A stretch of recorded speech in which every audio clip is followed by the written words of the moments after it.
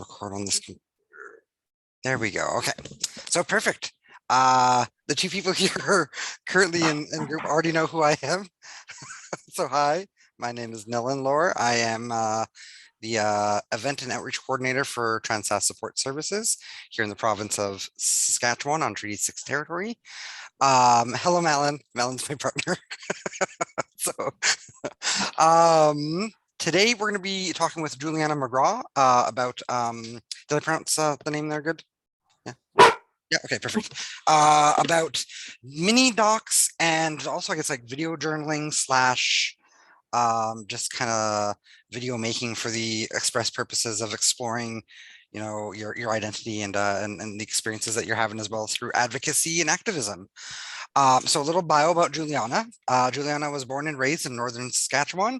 She was drawn to film, television, and performing at an early age. But because she rarely saw Indigenous people on TV or movies, she didn't think a career in film was an option for her.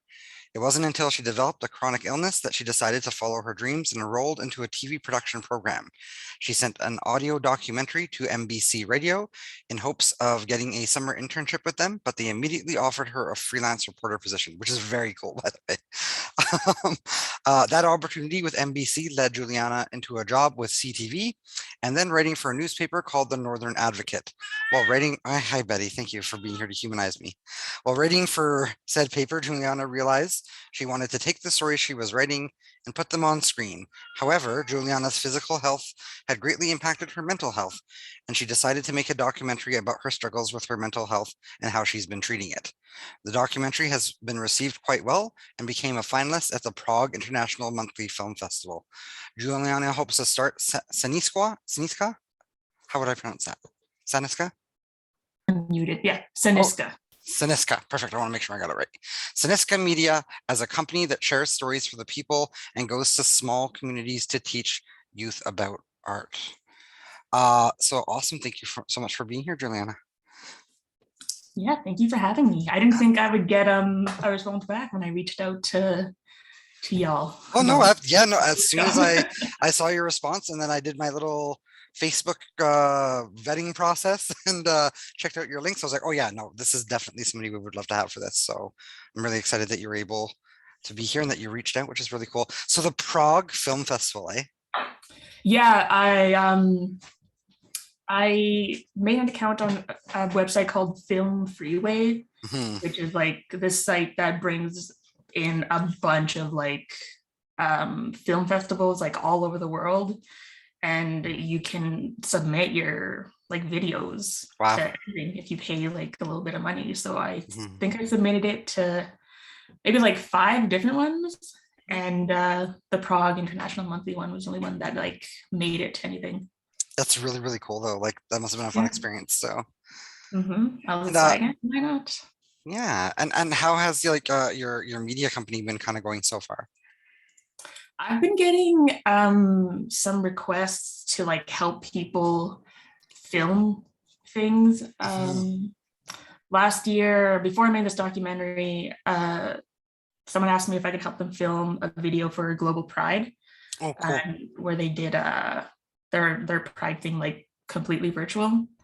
And literally just like an hour ago, someone asked me if I could help them make videos for CBC. Oh my God. That might lead to like me doing stuff for them. Yeah. So, and someone else said that anytime that they need to make videos for like their programming, they always think of me. Yeah. That's actually really cool. And it's funny that you're like picking up. So literally an hour ago, possible CBC opportunity. That's pretty exciting. Like, hey, would you be interested in helping me make videos for CBC? And I was like, yes. Like, no, not at all. Are you kidding me? Nah, not my jam. Awesome. Well, I'll pass it on to you here. I'm gonna make you host so that you can do any screen shares or anything that you'd like. I currently have it set up so that there is no waiting room. And hopefully, you know, anyone that does come in over the next couple hours here can just like pop in and everything will be good. So yeah, here we go. Do you want to change the host? Yes. Perfect. All right. I'm going to put myself on mute and close my video, and it's all yours to take away. Oh.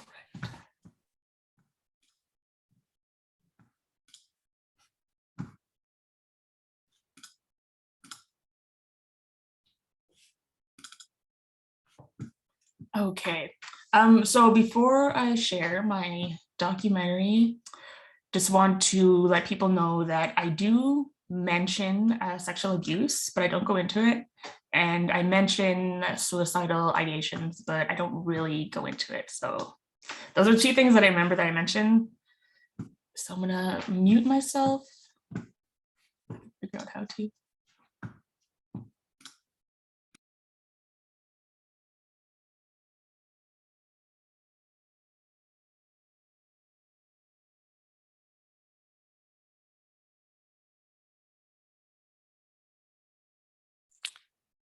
Sorry to interrupt. It looks like we're not getting sound.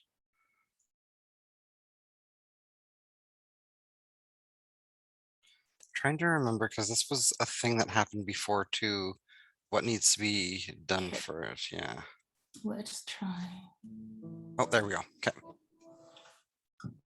My name is Julianna, and I have ADHD, fibromyalgia, generalized and social anxiety, and depression. I guess this is my story. I think I was 15 or 16 when I first started to feel depressed. Anxiety.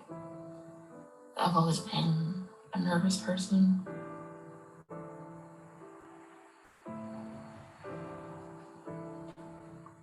Making friends didn't come easy to me. We're back with Backstage Pass. I'm Julianna, and who are you guys and where are you from? My name is Liko, I'm a prophet. I have rejection sensitivity dysphoria. And social rejection is the thing I'm most afraid of.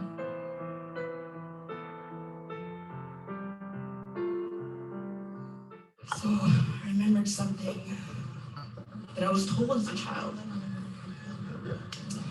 And I found something deep inside me. And I put the hot tub. Thank you.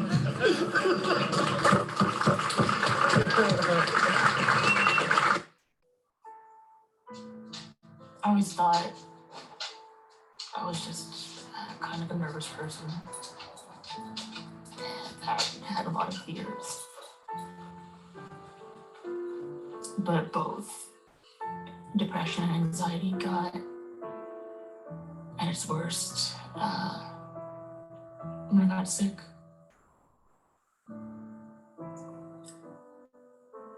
I'll be 32 in a couple months. And my physical health symptoms started when I was about 18. 14 years of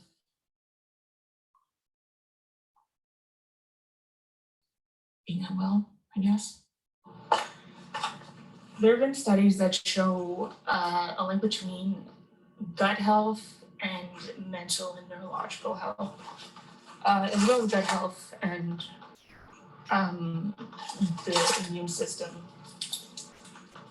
So not only do I have depression, anxiety, ADHD, RSD, I also have fibromyalgia. And I seem to get fatigue more than I do like overall pain. And when I get fatigue, I get brain fog. And I don't know if it's the brain fog or fatigue, or maybe both of it together, but when I feel really fatigued and my brain's all foggy and I can barely like think straight, my mood also feels very low. It's not just like feeling down. I also feel easily frustrated, and I hate that. I think more than the fatigue and the brain fog is how it affects my mood. So that's probably a bigger contributing factor to why I put so much emphasis on like diet and supplements and gut health, because I hate feeling that low feeling where like nothing, like nothing matters. Well, it's not that low, but it's like my brain is moving too slowly to be excited. I don't know, but it's very frustrating. But y'all bad. When I was 23, I suddenly couldn't tolerate heat. I couldn't tolerate warmth. I couldn't tolerate room temperature. So I stayed in my bedroom where I could keep it cool, kind of cold. And it was like that for 5 years. I spent 5 years by myself. I would go days barely talking at all, barely talking out loud. Maybe sending a text message, mostly talking to people online who are also lonely.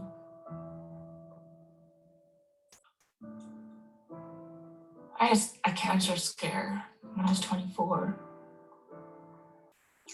and I felt like my health was deteriorating throughout that entire 5-year period, but the worst part about it was the isolation and the loneliness, for sure. But humans, we're pack animals. We're social by nature. That's how we got by for as long as we've been alive, by depending on other people. You know, there have been studies that have shown what just social isolation would do to the brain, and then how that can affect a person physically.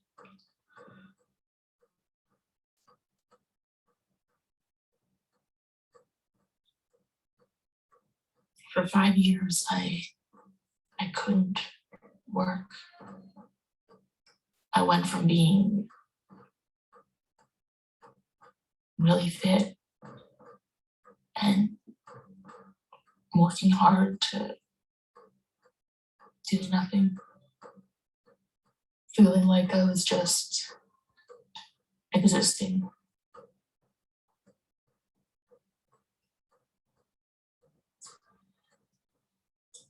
So, I mean, it should be understandable that my mental health took a pretty hard hit, but the fact that there's a stigma against mental health, I think, made it worse. I didn't feel like I could comfortably talk about how I was feeling, and if someone mentioned it, people would say, just be more positive, as though my depression was caused solely by negativity.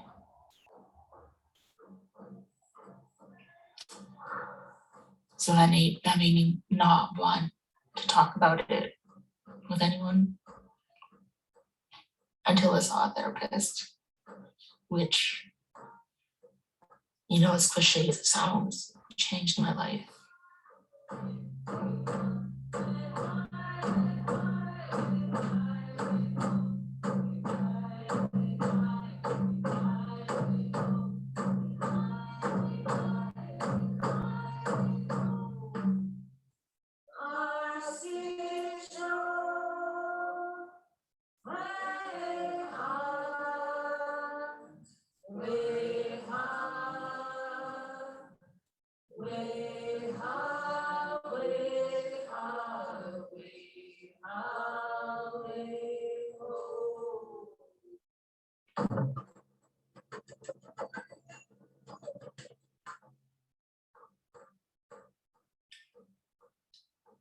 I didn't have an easy childhood.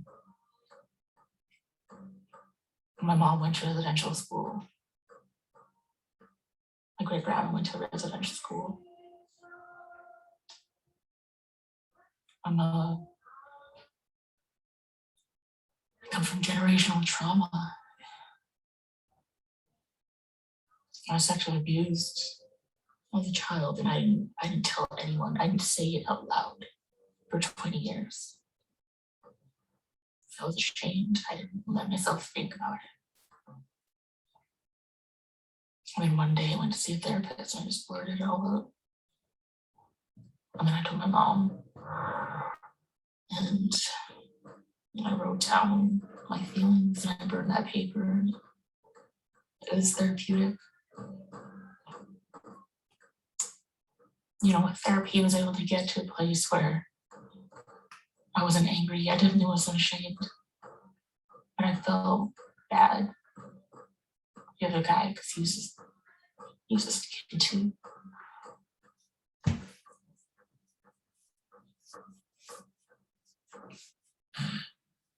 As soon as you come out here onto this land and you hear the sound of the water and the birds, this like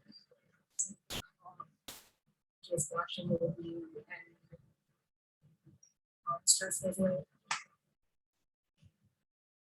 Amazing. Why did you ever leave this life? You know?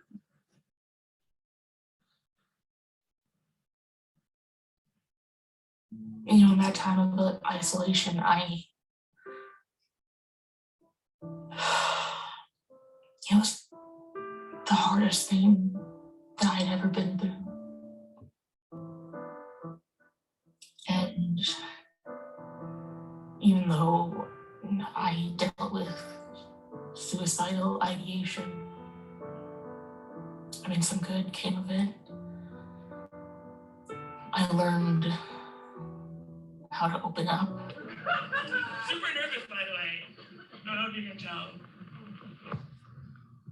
So the Oscars are coming up, which means a bunch of celebrities are going to get together and just use the word humbled.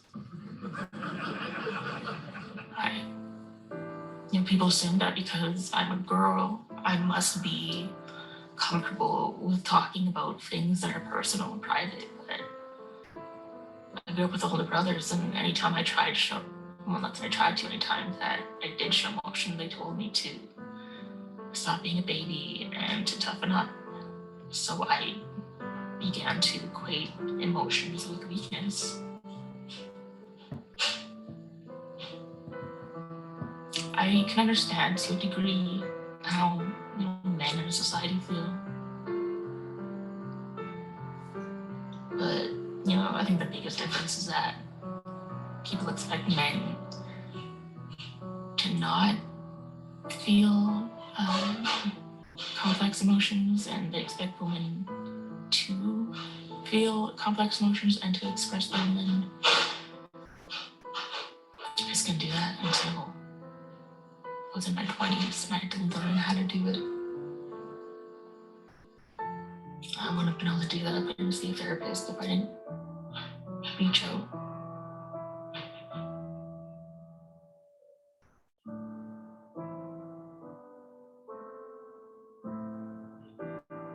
My own depression nearly killed me. I know that for a fact. We're here because we want to help the people and the earth to heal with the vibrations that we're going to put out in this universe. For this song to the ancestors and to those who are leaving this world because of what's happening. So we want them to have a good journey home. And so that's part of our attention, and take care of each other and ask the ancestors for protection so that everybody is safe and strong. We also have our intention for us to have a place to belong and to use our gifts. And so we sing our song with all those intentions.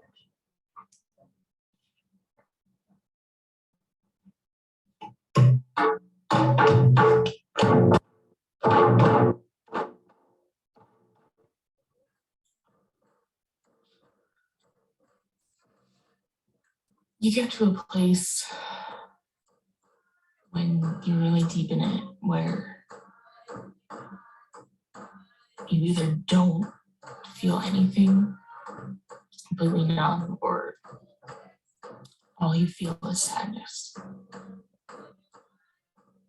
And, you know, because at the time, I didn't know what was going on with me health-wise, and I didn't know if I'd ever be able to have a normal life again. Hi, I'm Julianna Maggrah, and I want my own TV show. Hi, I'm Julianna Maggrah, and I want to find certain stories. Stories of people who live in Canada and it's only one take. I felt useless because I couldn't work. I felt hopeless because I saw so many doctors and specialists, and most of the tests came back normal. I mean, to feel like you're dying and for doctors to not know what's going on and imply that maybe it's just anxiety, rather than thinking that maybe anxiety is something else is going on. Wheat and dairy themselves included both definitely play a factor in mental health. I can absolutely feel a difference in anxiety if I have something with dairy. I just feel like this nervous tension kind of all over my body and very anxious. If something goes the least bit wrong, I spiral. It's fascinating and very frustrating. I can't think about that time without remembering how it felt. Tearing up a bit.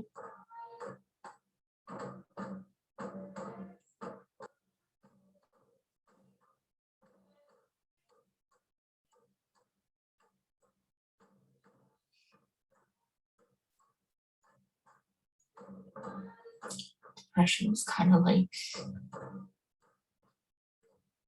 opening a gate. Once you get to a certain low point, it's easier to get to that low point again.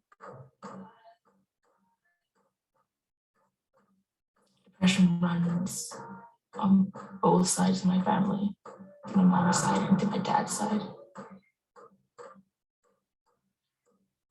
There's no escaping it. I can't run away from my own DNA. When I think about everything that's going on with me, I feel like there's just so much wrong with me. I know it's not like me, it's not my personality or anything. A lot of it's neurological and physical and things that I can't control. There are many times when I want to just be able to talk about how I'm feeling or what I'm going through openly. But then it's seen as just a negative mindset because of stigma against mental health.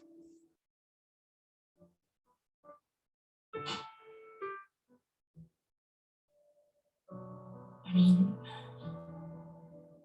depression and anxiety is higher among millennials and Gen Z than any other generation.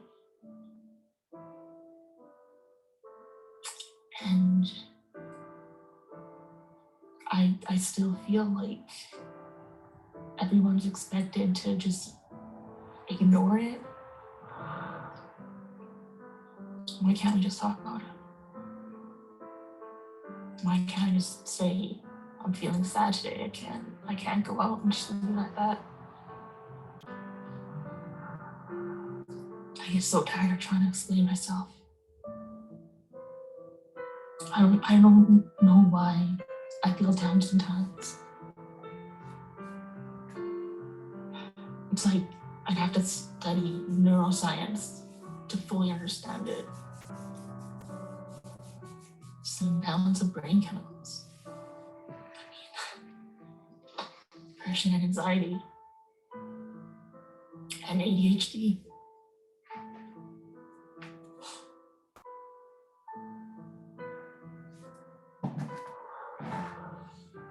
There's no cure for depression or anxiety, but there are treatments. This is what I'm doing to treat myself physically and mentally, neurologically. And I have a lot more good days than I do bad days now. Yeah. So as long as I have a lot more good days than bad days, and as long as I do feel a difference, because I do, then I'm going to keep doing this.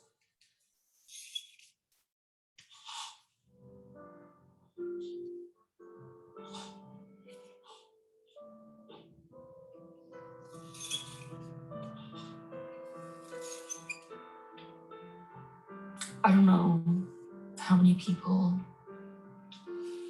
mental health indirectly kills each year, but I know it's too much. A lot of people self-medicate. My mom self-medicated for a long time. I'm talking about alcohol, of course. Fortunately, I was never that big a drinker. Otherwise, I might have started self-medicating too.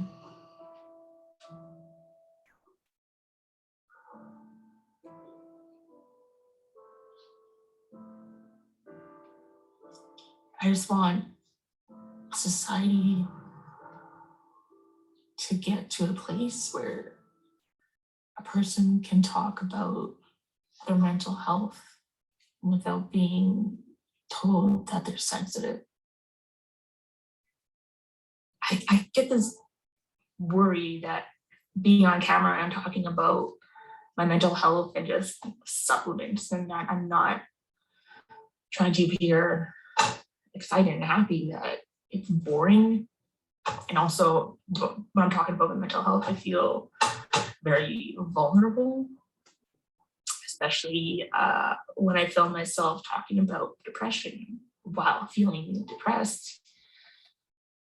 I feel very nervous about putting that in here, but that's what this is about.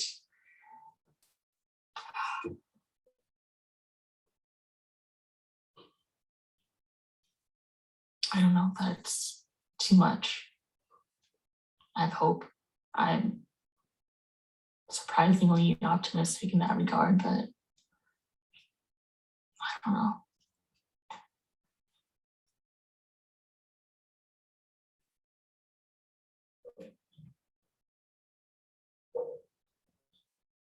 Just know that I'm tired of feeling alone, knowing that I'm not.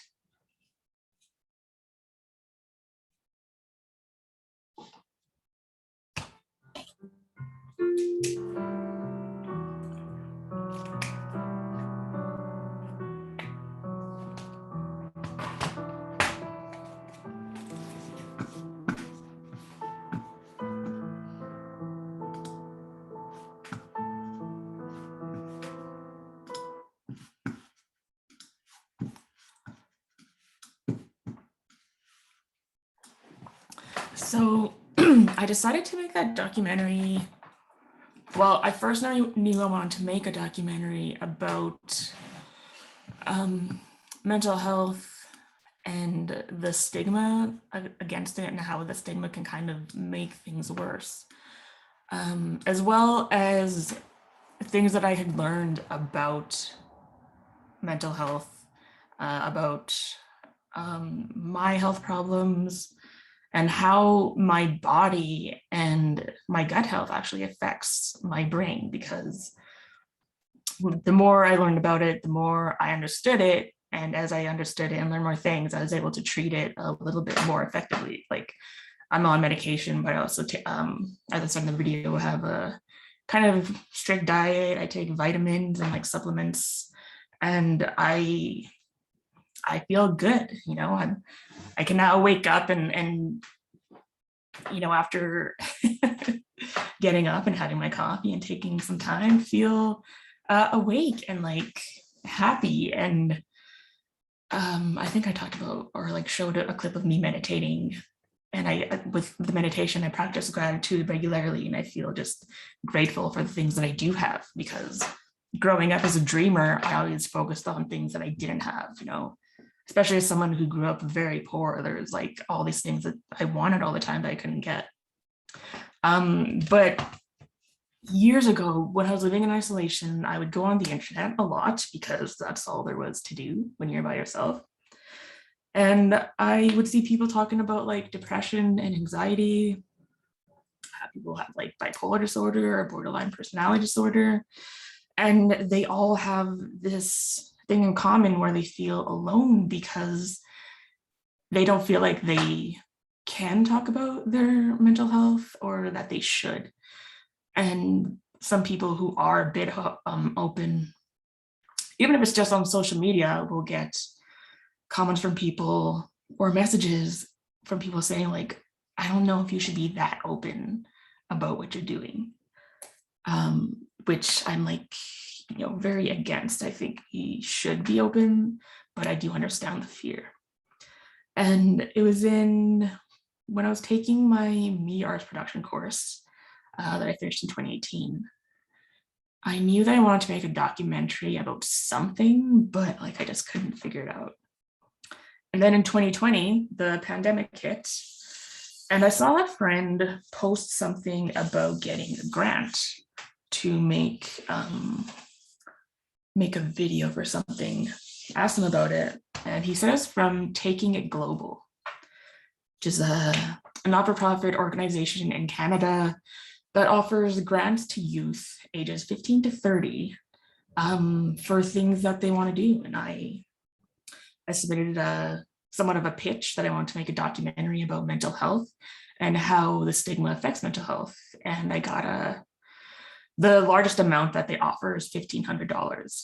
And with that, I bought this camera. It's a Canon EOS M50, I think. And I believe it came up to about $900, which is not bad for a DSLR. And the microphone I had wasn't that great. And something that I learned it's a pretty good price. I mean, the good cameras that I wanted were like $2,000, and I was like, I can never afford that. But if it's like $750 and then comes up to about $900 with tax, like that's really not bad. And with the grant I got from Taking It Global, you're only supposed to spend like up to $750 on equipment, but it was like $150 more. And I sent that afterwards. I was like, they're not gonna do anything. So, but this is actually a mirrorless camera. I started with a DSLR, but it was like a little too complicated for me. You have to like, it's all like mainly manual for DSLRs. So like adjust the settings, get the color temperature right, focusing, all that. And there's like too much. And the mirrorless is like just a little bit easier. So I went with the easier one because I didn't want to get too technical. But some things that you want to think about with filmmaking is lighting and sound. I think that's something that kind of gets overlooked when people think about filmmaking. But like if you don't need a camera that has 4K, I think I use 1080p in my documentary and this ring light to give that kind of warm light when I was sitting down talking about depression. And it also comes with a little tripod. I think this thing was like $80 or something on Amazon. And it has this thing here so you can hold a camera.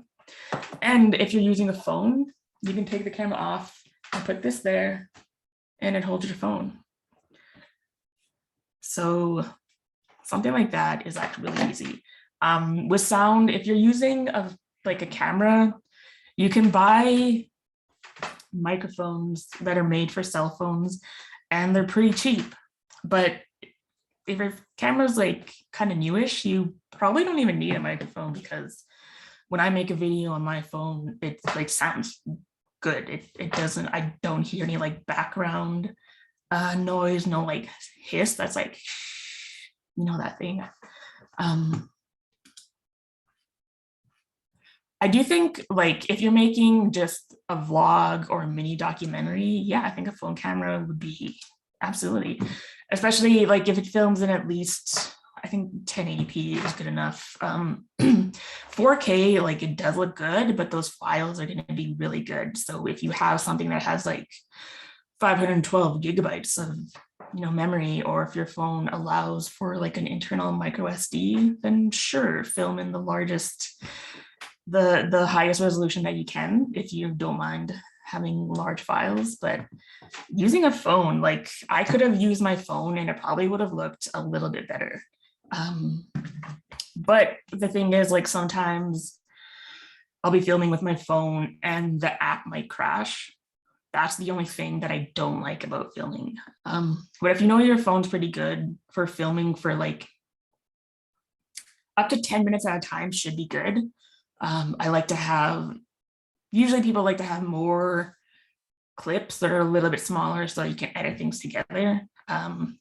If you have one clip and you're making some mistakes, like I always, when I'm talking, I often like trip over my words and it just comes all like, meh, and then I have to start over again. And I'd rather like stop and then start filming again rather than just like keep going, because I'm gonna have to cut that anyway when I'm editing, and it's easier to just have like clips that I can put together rather than like one long thing that I'm gonna have to cut anyway, because that just takes longer in editing, and it can take a while to edit depending on how much you filmed.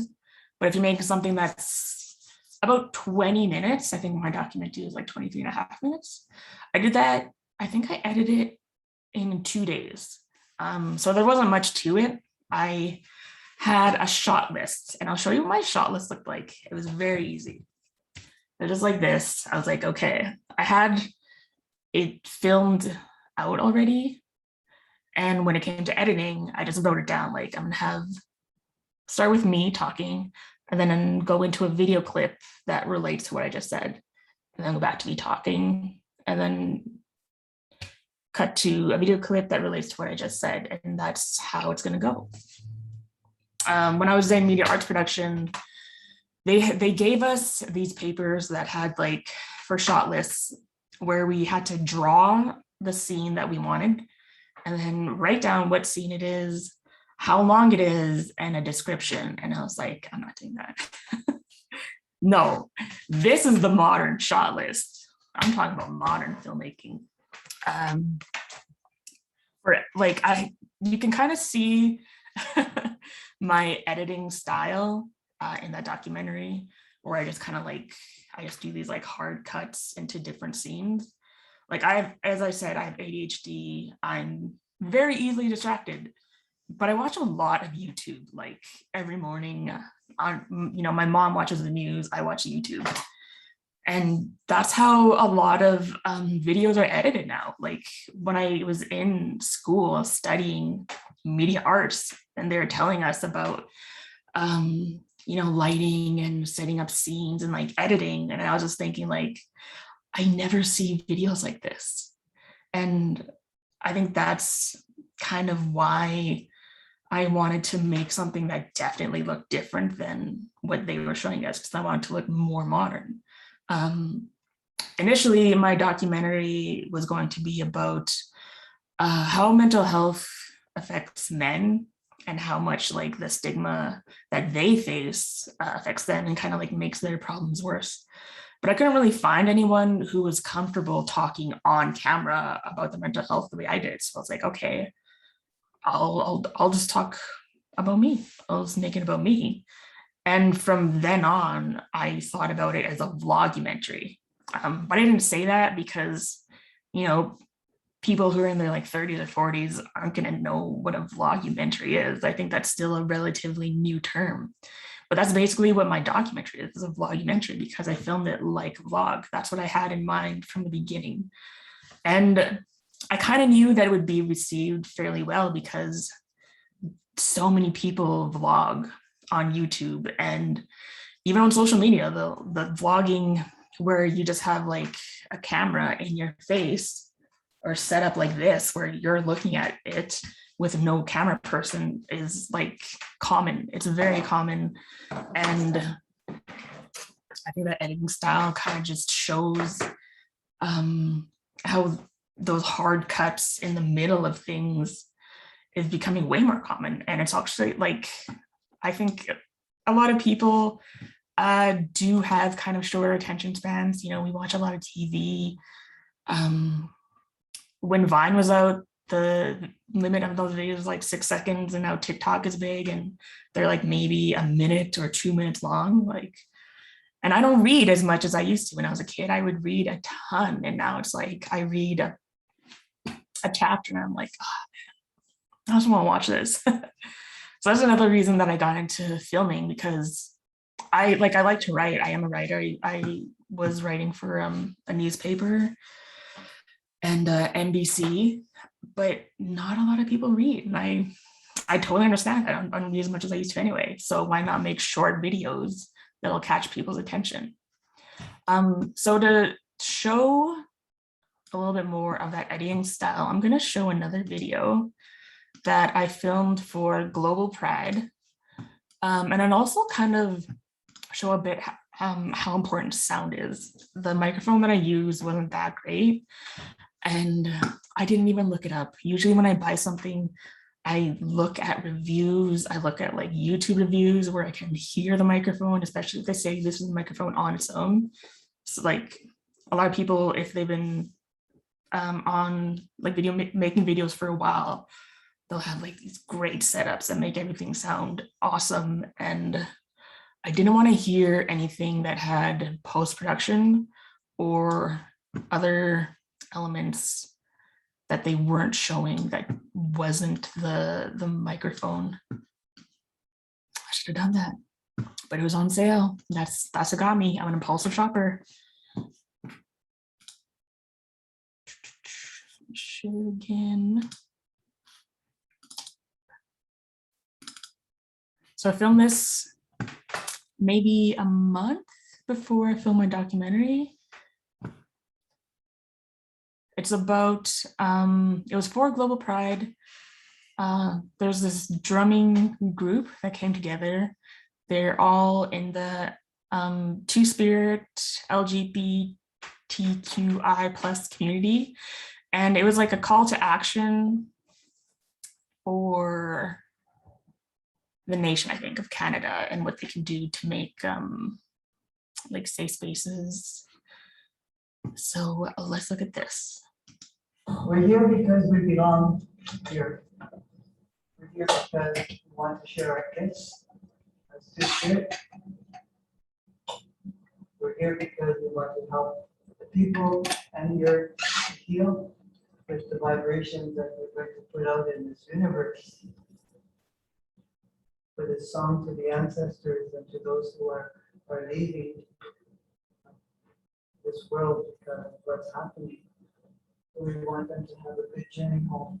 And so that's part of our intention, and take care of each other and ask the ancestors for protection so that everybody is safe and strong. We also have our intention for us to have a place to belong and use our gifts. We'll be singing our song with all those intentions.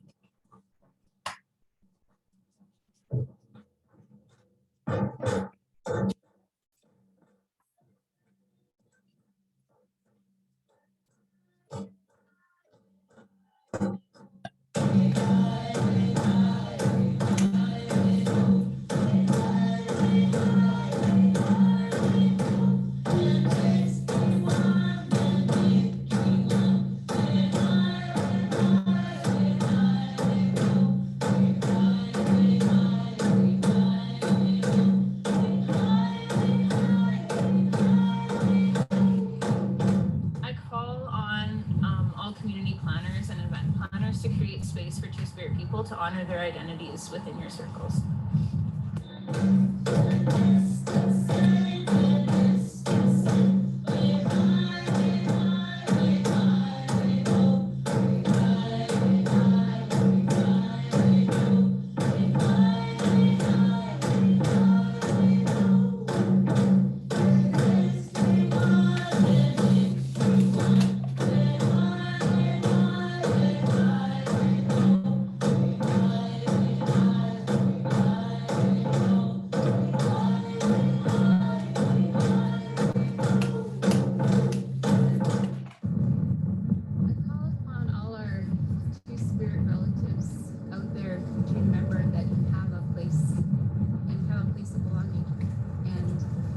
Not to let anybody tell you that you don't, to stand strong, to stand in your truth, and to love yourself.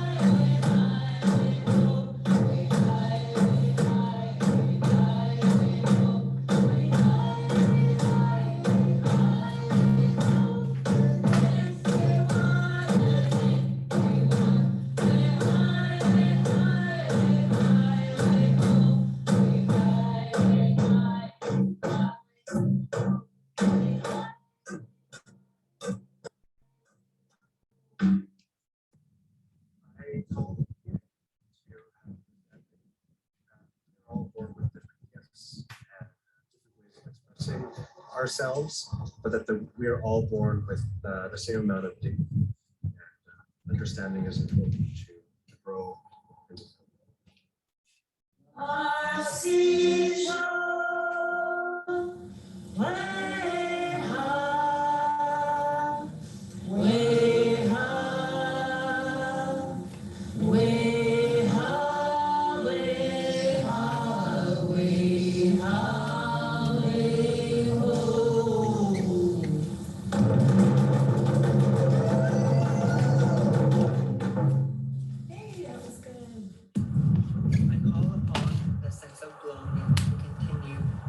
We are strong, gifted people with deep spirited people and continue to stay strong as a group.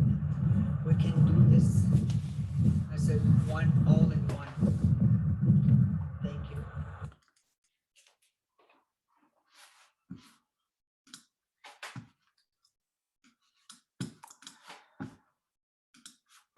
So you may have heard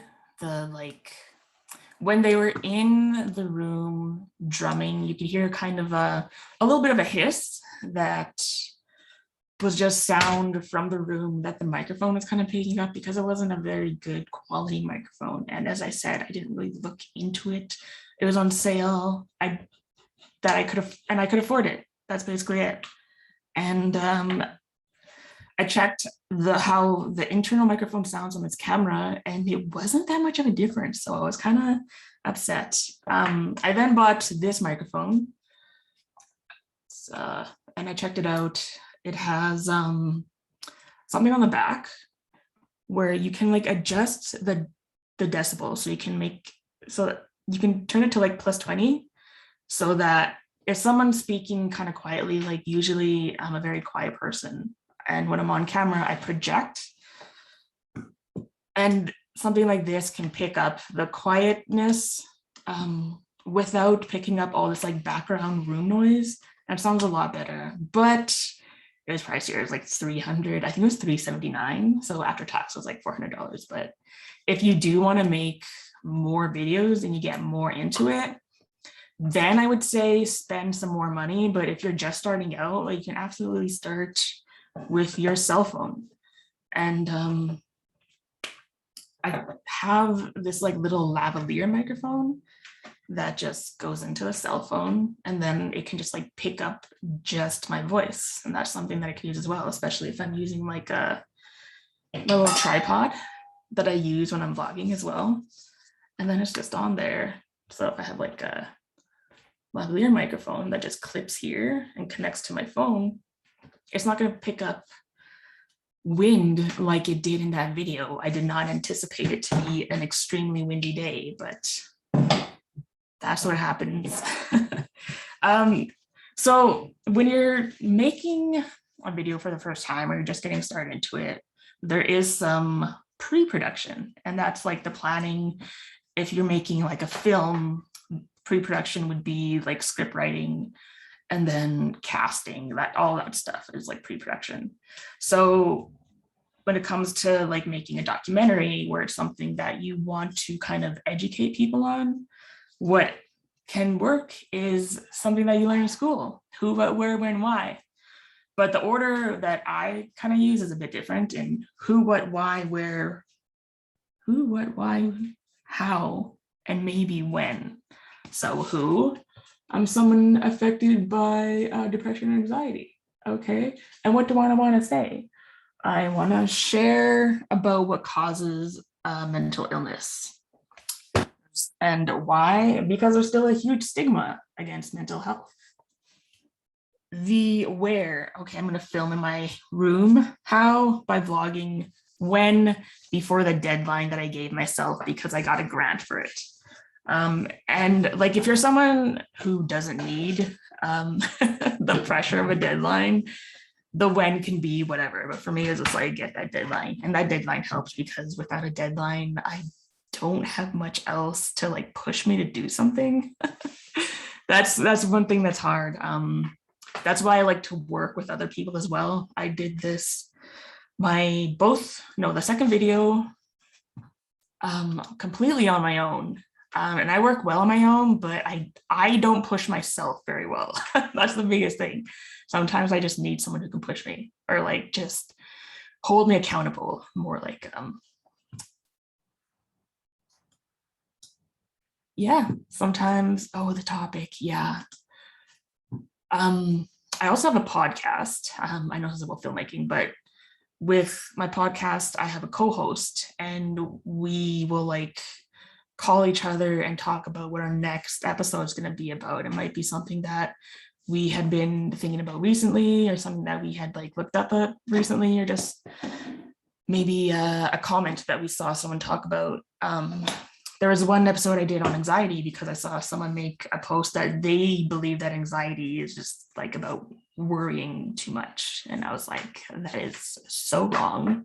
I can make this super long comment, or I can just talk about it on the podcast about all the stuff I learned about my experience, how I did that.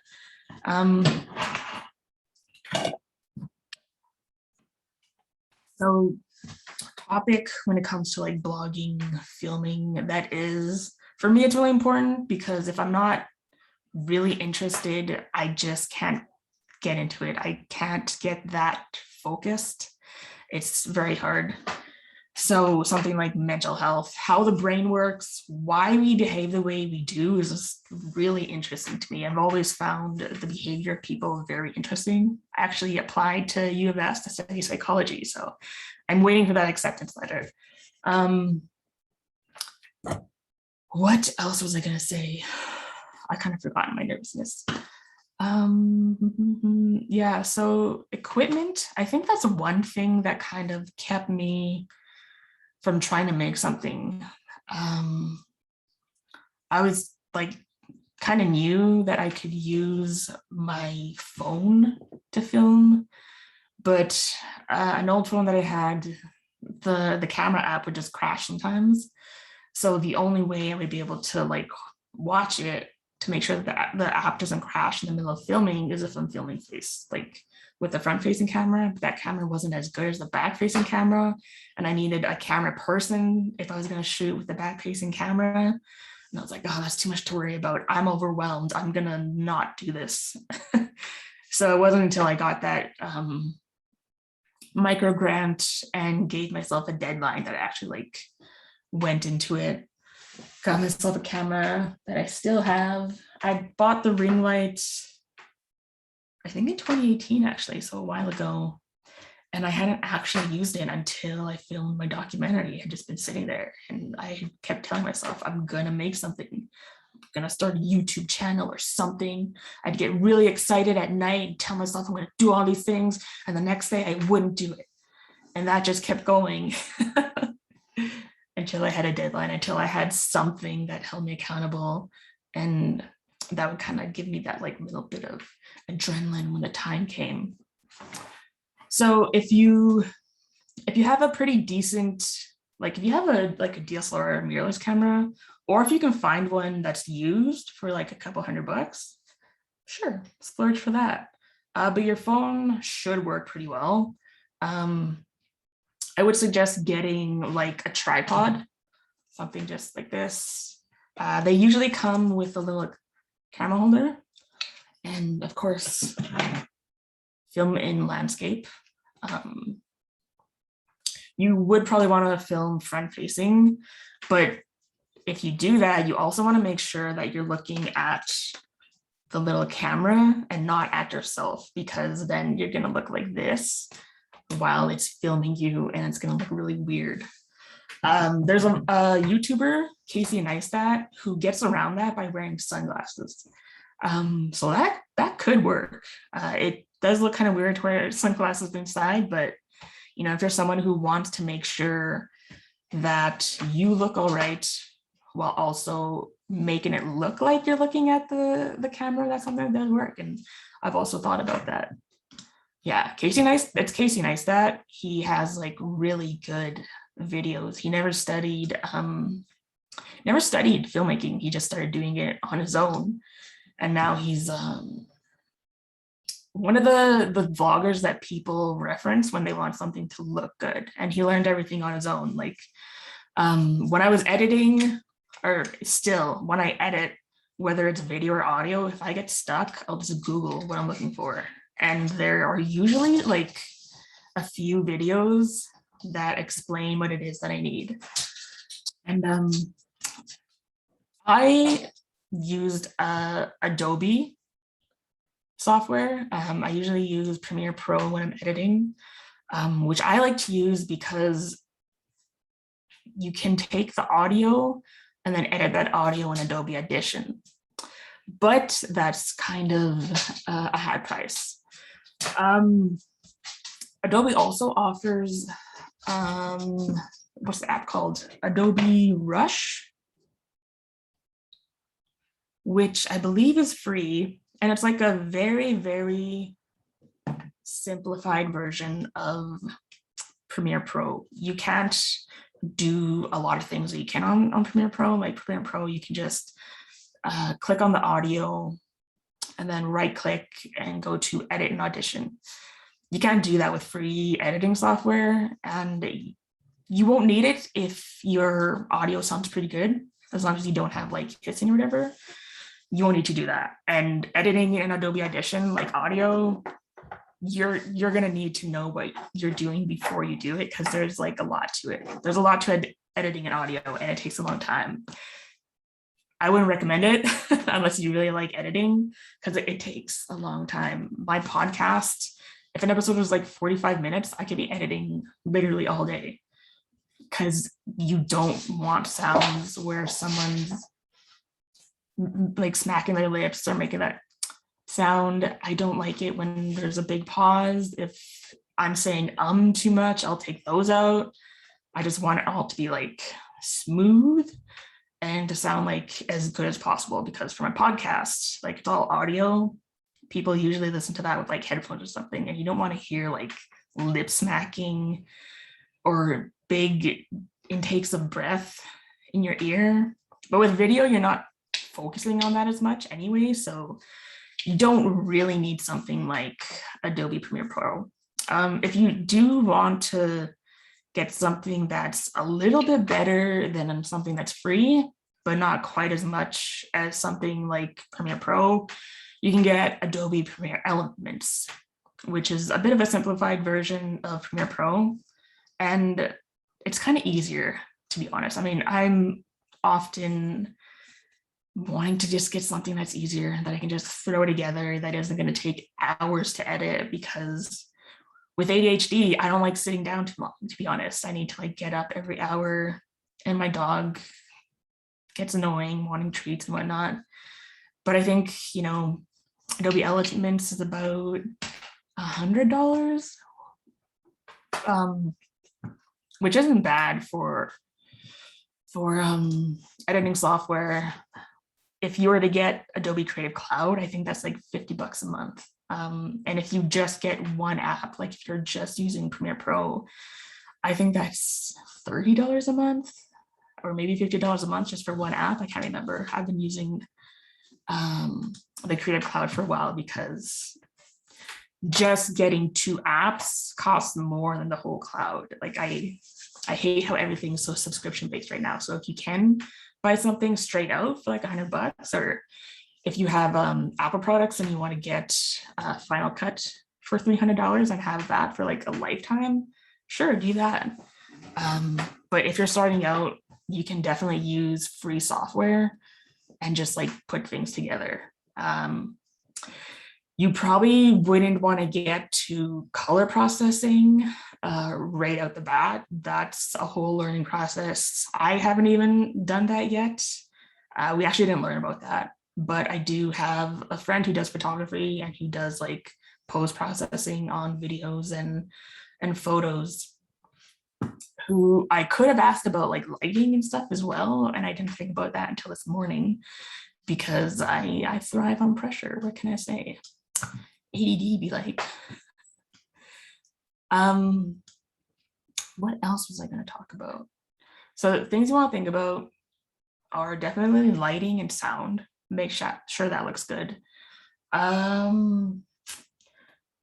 Like I used a ring light, but I knew it was going to be pretty close to me, and that it was also during the day. There was some light, and with it being pretty close to me, I was able to provide like enough light on just like this mid shot of like mainly my head, that was enough. There are lights that you can get that are bigger. They produce more light in like a longer, bigger area, I guess. But those can get a bit pricey as well. I think the lower end is probably about $200-300. And then it goes way up from there. But if you're outside, if you can be outside and it's sunny, that's like the perfect amount of light. That's how you want it to look. In studios, if you ever see a studio, it's just lights all over the place. Like it gets so warm. It's so many lights just so that it can look good, because cameras don't see the way your eyes do. I mean, you can change the settings, you can set the temperature and whatnot, but it's still not going to bring in as much light as our own iris does. So you have to compensate by putting in all of this light all over to make it look like the light does when you're outside on a sunny day, because that's, you know, the kind of light that we love the most. And it looks really good, but it can be expensive to get that when you're inside. And if you do want to do that, and you think like you don't know where to start, I mean, when I took my my practical exam in my lighting class in the first year, I couldn't remember what we had learned, because I don't always pay attention so well. So I just Googled it while I was like setting up the lights, and then I passed with a pretty decent mark. So that's the thing, anytime you come into some kind of problem, Google it.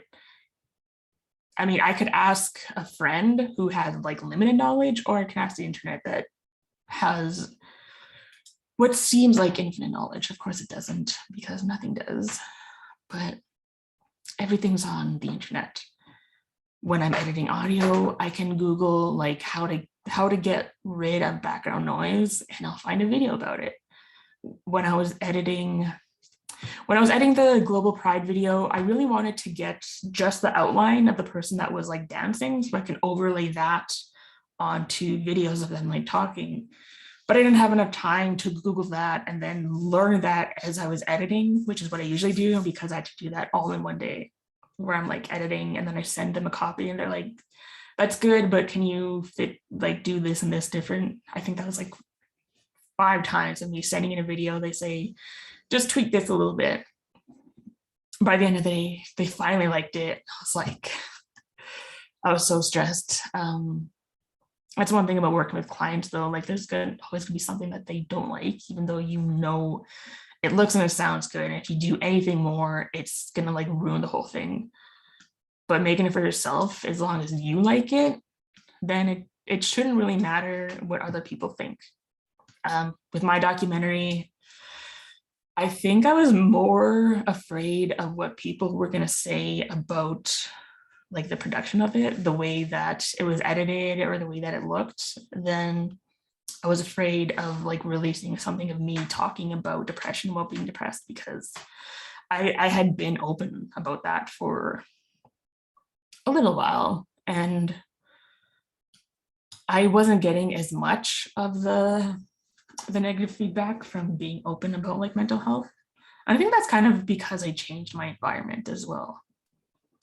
But strangely enough, I was more scared of getting negative comments about the way that it looked, and I haven't gotten anything yet. I mean, you never know. It's on the internet now. You never know what people are going to say, but I think the biggest thing about courage is doing something despite being afraid. I'm not sure. Yeah, I'm not sure what else to say. I could open it to questions.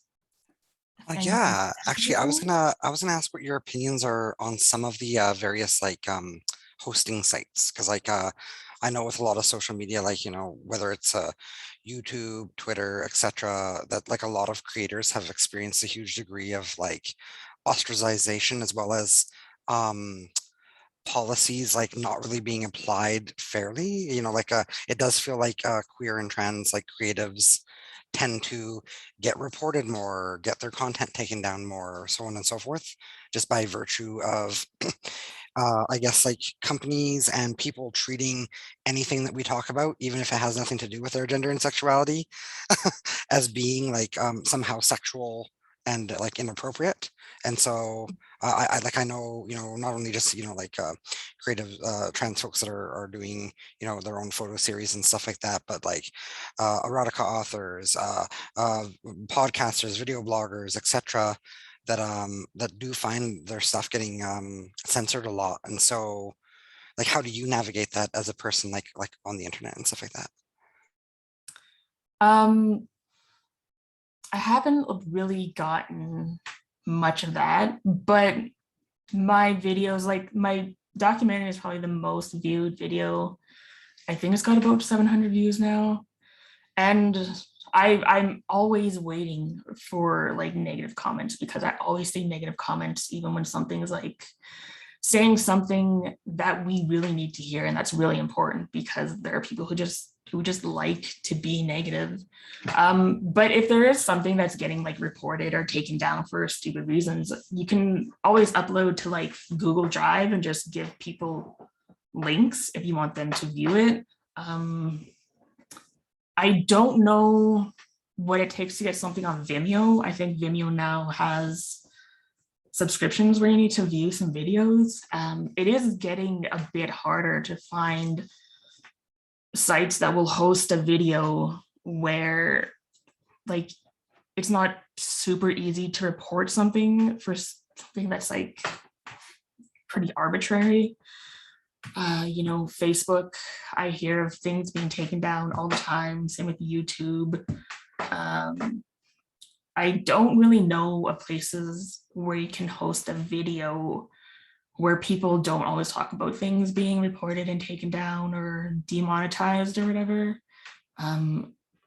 People tend to talk about how like we need a new some kind of new hosting platform, which I do agree with. One thing I did was like make my own website called saniskamedia.com on Wix, where I can like upload videos and like my own audio. I could put my podcast right onto there on its own, but I use Buzzsprout because I also want it to be on like Spotify and Google Podcasts. But there is a bit of a cost. I think, I don't know what the cheapest one would be. But if you do want something where people can see it and like you have more control over it, I would say probably creating your own website. And they do offer like templates like Wix and Squarespace. Like I made my website not knowing really anything about how to make website. I just wanted it to have this like dark aesthetic, like a dark theme basically. And I just had to choose the background and the font, and I could like add my own media, photos and audio and videos. And I think after you're done like creating it, you can change the plan so it's like a little bit cheaper, and this pay for your domain name for like a year at a time. So there is that possibility. If you have like some money initially to just build a website, if you're creating pretty regularly and you are making videos with kind of sensitive content that other people just don't like, then I would say look into making your own website just so that you can host your own content and you're in charge of whether or not it gets taken down for some arbitrary reason. Until we can get some kind of like video hosting platform that doesn't have a subscription base to it, or that isn't like so popular like YouTube where everyone's watching it and like reporting things for whatever reason. I can't say much on Twitter because I don't really use Twitter that much, or many other social media platforms. Because again, like with those things, it's just, I don't know, it always kind of turns out toxic. People will be sharing their negative views, like hateful views and whatnot. And I don't like that. Yeah, that's fair, honestly. Speaking of, in terms of like, as a creator, like do you feel that you have a sense of community either in the province or online? Like, are there spaces that you can go to where there's like, positive feedback / affirmations with other people that are either making video, doing sound, podcasting, etc.? Like, do you have spaces like that? And if so, do you know of any that like others could maybe access that if they're looking to get started / share their own stuff / find other creatives? Yeah, what's out there for them? I haven't really found anything. I was actually thinking of like trying to make something for myself so that I and like other people that I know can share things and get feedback, and also just kind of talk openly, maybe go to an event or something, and where like anyone else can join in, like either a Facebook group or maybe like a subreddit on Reddit, but something that's like by us for us, essentially, where we can just go to like talk and share and like not have to worry about other people's feedback and opinions that they treat like fact. So but if I do create it, like I can let you know. Yeah, definitely, please do, especially like because I know that like again, part of the reason why we're doing TransCreate in general is because that we've had so many people say that whether they're trying to do art or photography or whatever it might be, that they're just not finding spaces where they can be trans, non-binary, gender non-conforming, queer in general. and explore themselves through those art processes that aren't like heavily influenced by cisnormativity, heteronormativity, like profound amounts of whiteness, etc. So it's like if you happen to know of any spaces, or if you create one, which I am always for people creating spaces like that, please definitely let us know. That would be really cool to share. So I'm actually, like, I just forgot about this. I'm working for an organization called the Two Spirits in Motion Society. And we're working on a digital storytelling project where we're going to be creating a website that will feature like a blog that I think we're also going to be accepting like art and possibly videos as well as written content, stories. And we're going to have like this short podcast series where people, I don't know how many people we're going to be interviewing. I think up to 10 people. But when asking like youth what they want to see on the internet that they don't see for like Two-Spirit, LGBTQ plus people, they definitely want to see a safe space, somewhere they can go and just like feel safe and be themselves. So that's something that we're going to be creating, and that'll be later this year / early next year. that sounds amazing, honestly. Yeah, like it's aimed towards like Indigenous Two-Spirit people, but like anyone can go and look at it and like just go feel accepted there, Yeah. Like it doesn't really matter if you identify as Two-Spirit or if you're like non-Indigenous. It's for people who are on the 2S LGBTQI spectrum, who can just go on there and feel safe and accepted. Awesome. Well, like definitely, like, we'll be in touch about that through TransCreate, because that's like literally immediately everyone wants something like that. So I'm really actually excited to hear that you're working on that. For yourself personally, like, here in the province and stuff like that, like how have you found the work that you are doing? Like, do you find that there are good opportunities within Saskatchewan, or even like adjacent to us in Winnipeg / Alberta for your own personal growth and development? Or what's the landscape of like, whether it's news media or filmmaking, like what's it looking like in the Prairie provinces? For filmmaking, our film tax credit was taken out, I think 7 years ago by the Conservative government. So there's not much for filming here. Like Manitoba and Alberta are getting a lot more opportunities. I think Manitoba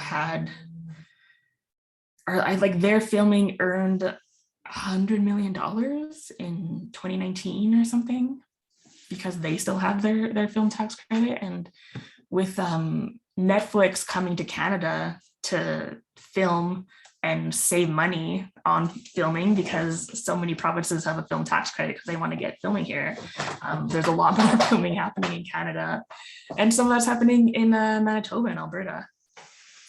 For news, however, I kept getting opportunities despite not having studied journalism. I've just always liked writing, and apparently I have an interesting perspective, and I like writing about things that are important. So, and being of Indigenous ancestry kind of helped as well, because people now want to diversify and get more voices, and they're looking for people who are like Indigenous, have disabilities, who are a part of the 2S LGBTQI plus community, and like hitting all those boxes. I think that kind of helped me as well. I had interview opportunities with APTN, twice with CBC, both of which I turned down because I liked working for the Northern Advocate, where I could choose what I wanted what I wanted to write about, and I only had to write like 2 long form stories a week, rather than, with video journalism, you have to find a story every single day. And with other kind of writing in news, like if you're writing for PA Now or something, I think you have to look for between 2 to 5 stories a day, and they're all pretty short, just get to the point, and then they write that and get on to the next one.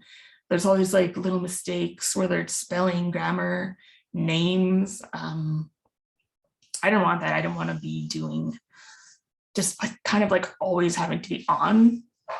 So I just stayed with the Northern Advocate and turned down a possible job opportunity with CBC in Saskatoon. But having that opportunity with CBC at Saskatoon and CBC Regina, and now someone on Facebook asking me if I can help them film because they've seen the things that I've made and what I've written about and the things that I talk about openly. It's just things are getting more possible. How am I trying to say it? There are more opportunities coming. There's a bit more opportunities coming for filming. And if I'm able to create Saniska Media as an actual company, which I'm hoping to do someday, then there will be even more filming opportunities for filming. And I do plan, me and I have a friend who's in photography and he does cinematography that all looks like great. We do want to like work together and to like help people get into like photography and filming and like exploring these ways of telling stories or just like expressing themselves. So other sides of the prairies, good opportunities for filming. Saskatchewan, kind of getting there again. We're just slowly trying to get there.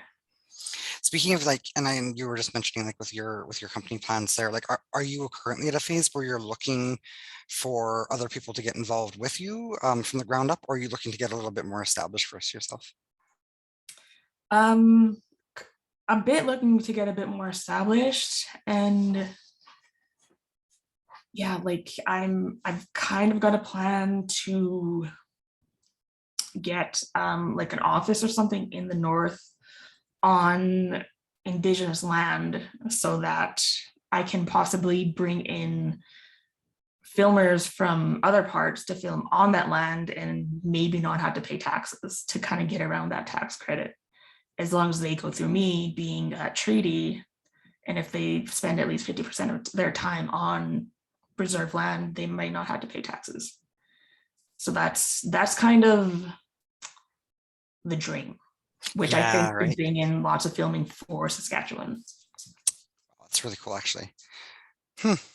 So like, what are your kind of next step plans?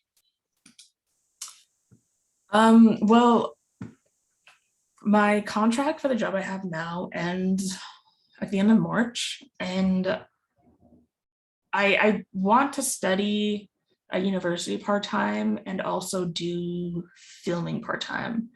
My friend said that there may be an opportunity to do video journalism with NBC and with this like government funded thing to get more news out of like rural communities and like more northern communities where not a lot of people go to create news. I think PA is the most northern video journalism company. What did I say? CTV is in Prince Albert. I suppose far north as it goes. Like there are places like Saskatoon, CBC, AP10 is situated in Saskatoon, which is like, I know Saskatoon's a bigger city, but like a lot of the important stories are like happening way far north. That's such a long drive to make in one day that they don't always do that. So they'll take stories that are like closer to them, and there's like all this stuff happening in the north that's important and that people aren't really getting to because that's just too much of a drive to make in one day. So I think that's why they have this like government funded thing to get journalists into smaller communities so that they can like live there and write about that stuff and like make videos pretty regularly. So I might be doing that. If not, I don't know. I'll just see what comes up, which is kind of a new thing what I do now. I just see what happens. I was gonna say, like, especially with stuff like this, it always kind of feels like you have to go with the flow, right? And be like adaptable. Yeah. So that makes sense. Does anyone else have any other questions that they'd like to ask Julianna? Well, wait here for a second.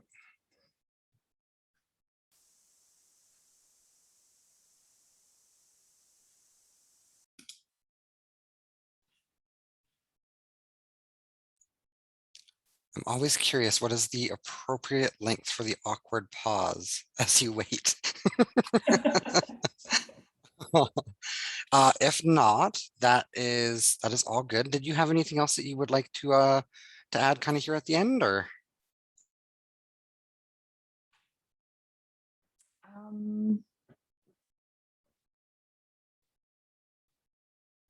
If there's something that you want to make and you're just kind of afraid to like put it out there, I know this isn't great advice, but sometimes you just have to go through that fear, and then when you get it out there and then it's all done, then you'll see that you made it worse in your head than it actually turned out to be. That's something I learned just recently. There was so many times when I had these like good ideas, I didn't want to do it because I was like always just afraid. Like I lived probably most of my life in fear. And then I had to live in isolation for 5 years and had this like cancer scare when I was 24. And I was like, oh, I might have a tumor. Tumors come from cancer. What if I die? And I was like 24. I had this like realization that life is pretty short, so I should just do things, because this fear is never really going to go away. There's no cure for anxiety. I'm treating it pretty well, but it's always going to be there, so I just have to kind of work with it. And I do things. I did stand up despite being terrified. I put my documentary out there despite being afraid that it would get negative feedback. Like I put my podcast out despite not really feeling like I have any place to talk about mental health, because I'm not a professional and I'm afraid to give like advice that might be wrong for one person. But I do it anyway, because I don't want to be in a place where I felt like I could have done more. So don't do what I did and live in fear. Yeah, or that is. just learn to live with it. That's kind of, sometimes that's the best thing to do, just learn to live with it. I'm gonna echo Tiberius here and say like, yeah, that was actually perfect advice. That's A+ advice about just kind of going through it and putting it out there, because it's really important. So I feel the same way when I'm blogging. Half the time is like I'll sit on a post for days afraid to hit publish, but sometimes you just hit it. You have to hit the publish button. So I think that's great advice. That's awesome. Okay, so thanks once again for joining us here. I have recorded this, so it's going to be something that hopefully the link, I don't know if like I recorded it properly. We'll find out. If I did, then I can pass that on to yourself so that you can share with your friends and your followers as well too. And if I did, I will also post it properly on the TransCreate page so that folks who are unable to attend today can still watch it and glean some stuff out of it. That's really great.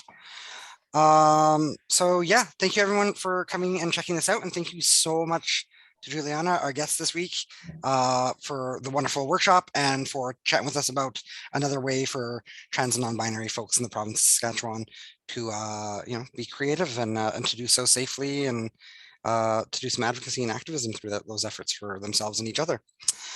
Our next presentation is tentatively scheduled for November 6th at 2 p.m. And I'm in the process of trying to pressure my friend Elan Morgan to come and do that for us. Elan is a non-binary blogger out of Regina who has been blogging for as long as most people have been driving, so a good 17+ years at least. Anyway, yes, that's what we got on the go coming up here next. And if you have nothing, did you have anything else that you want to say at the end here, or any social media, or any use social media, any links that you want to plug, like where can people find your podcast? You can find my podcast and my videos at Saniska Media on YouTube. I'll put that in chat. Perfect. Media. And for those watching this video now from home, that's SAN as in now, ISKA Media, just so you can check that out. I'll put that in the website. Yeah. Oh, and Saniskamedia.com. Perfect. On my website, I have a blog that has these 100% original native legends. People think that I kind of rewrote old legends, but these are all like I created them out of my mind. That's awesome. No, I think that's really cool. Yeah. I'm definitely gonna go check some of those out Yeah. now. So It's kind of about how like people have a real tangible connection to the earth. And, okay, dog. My dog's getting impatient. my cat was just like yowling in the back for a while there, so I totally get it. Yeah. Yeah. Cool. Awesome. Okay. Well, thanks so much again. Everyone have a good afternoon here. Feel free to head out when you'd like to. I'm just going to leave this open a little bit in case people, are taking a minute to log out. So thanks again. Bye, everyone. Thanks for coming and staying. It's always kind of when people like leave, I'm like, oh. No, I know exactly, right? You're like, oh, I get the same sort of thing. So Mhm. awesome. Thank you so much. Okay, see ya. Bye.